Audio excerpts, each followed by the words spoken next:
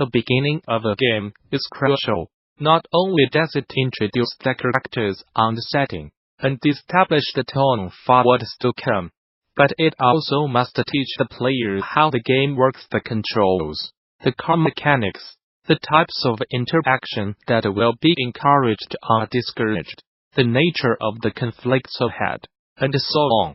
It's little wonder, then, that many games struggle to nail the execution of the introductory sequence. Some go overboard with explicit tutorials for absolutely everything.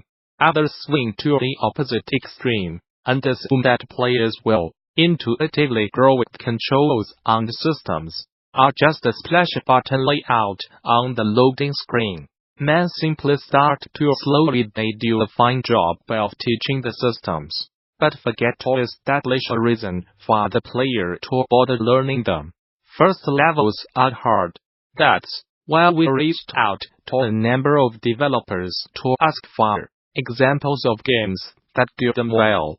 The following 7 games all strike that balance between helping players learn how to play and setting mood and expectations for the fun ahead.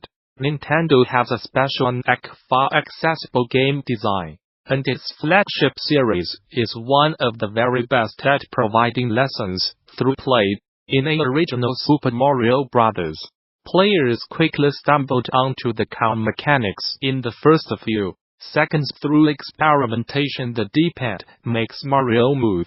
Colliding with enemies kills him. Jumping on their heads kills them.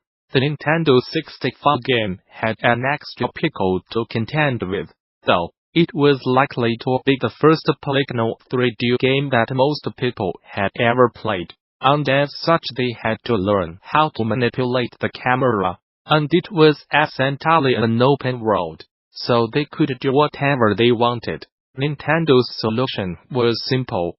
Mario 64 gives you a fun space to play around with the controls outside the castle, says David D. English Yacht Club Games.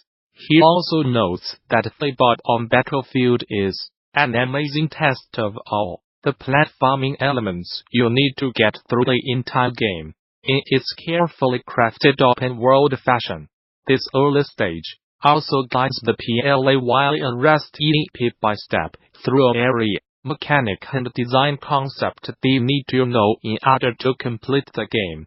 Beyond that, continues the wonderland, the castle, the gardens, the paintings, etc., all create a magical sense of wonder. Taking away, if your game has core mechanics that many players may struggle to master quickly, it can be helpful to start them in a safe space within your game world, where threats are minimal and there's ample time to explore and test and retest acquired knowledge.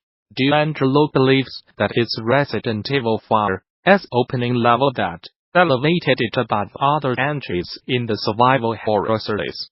He says it grabs players, hook, line, and sinker, right from the start. A 5-minute, non-interactive cinematic, narrated by the main character, who seems to know barely more than you do, leads directly into a mission, with scarce details, and with only a knife and a pistol with limited rounds for defense. The player must enter a dark cabin, whereupon they are attacked unexpectedly by the occupant, after briefly chatting to him, and then assaulted on all sides by villagers armed with pointy farming equipment and hell-bent on using it to kill the player's character. They must there survive a treacherous trek through the village. It could not be more engaging, fun, scary, delightful, surprising, and simply a blast to play, says D'Angelo, and, crucially, as tense as it is, the player is allowed plenty of time on the outskirts of the villa ghetto, acclimatize to the idiosyncrasies of the Resident Evil game, and this game in particular works. Taking away, just because a player needs some time to learn the mechanics, does not mean you have to hold their hands. If your game's about survival and tension, especially, consider pushing them towards the fire sooner rather than later, but still give them opportunities to regroup. The one thing it does that so many other games do not is start off with an action sequence, says Happ, creator of Axiom Verge. Most role-playing games, in particular, will spend the first few hours gradually easing the player into the world with low-stakes quests, exploration and shopping around town, and idle chatter with the locals. But Final Fantasy V threw them straight into the evil, more powerful side of the war. You start off in these uber-powerful mech suits, kicking butt. Happ continues. You do not actually get to the walking around town shopping until after you have fought a boss and had another big battle with Moogles.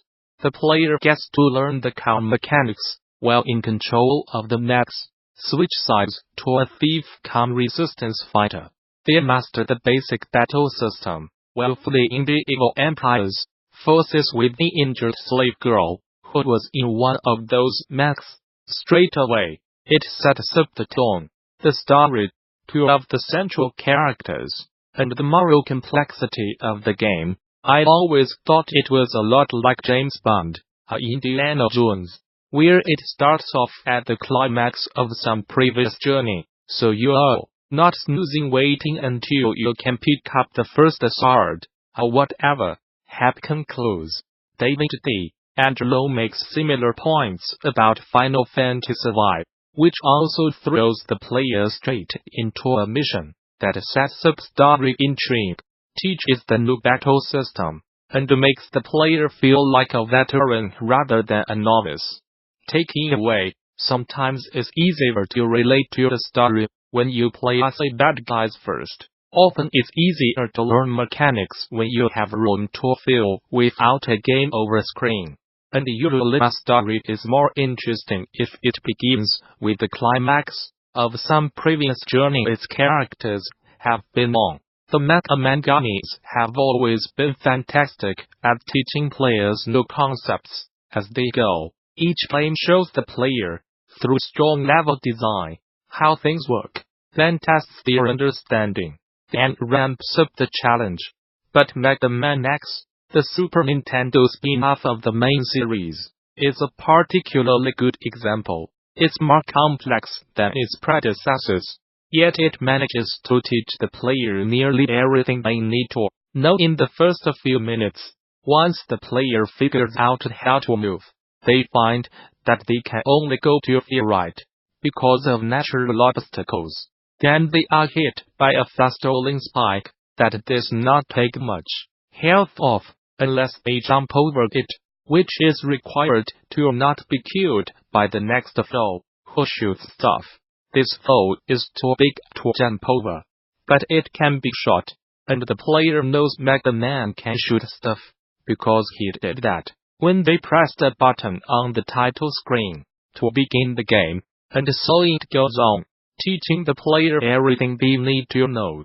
Bosses, wall sliding, jumping, enemy hotspots, the fact that Mega Man needs to grow more powerful to defeat the big villain, etc. in the first level, not with prompts or tutorials, but with subtle conditioning under level design that allows for experimentation.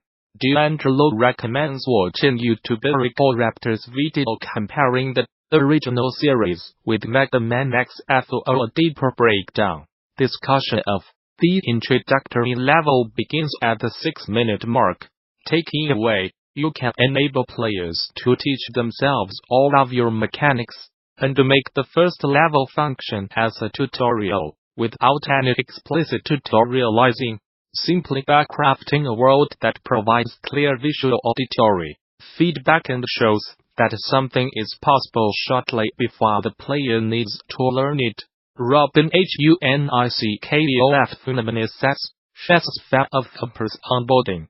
The recently released self-described rhythm violence game puts the player in control of a glowing space beetle, traveling an intergalactic road through neon-lit rhythm hell. Its first level eases the player into the one-stick, one-button control scheme with a gently accelerating rhythm. and on-screen button prompts at the first few zones, corners, walls, and barriers, each of which requires a different button and stick combo. The pulse-pounding rhythms echoed back in a kind of call. On the response, Simon says, "Flow, hear the songs, then press the buttons in time. As you hear them again and here,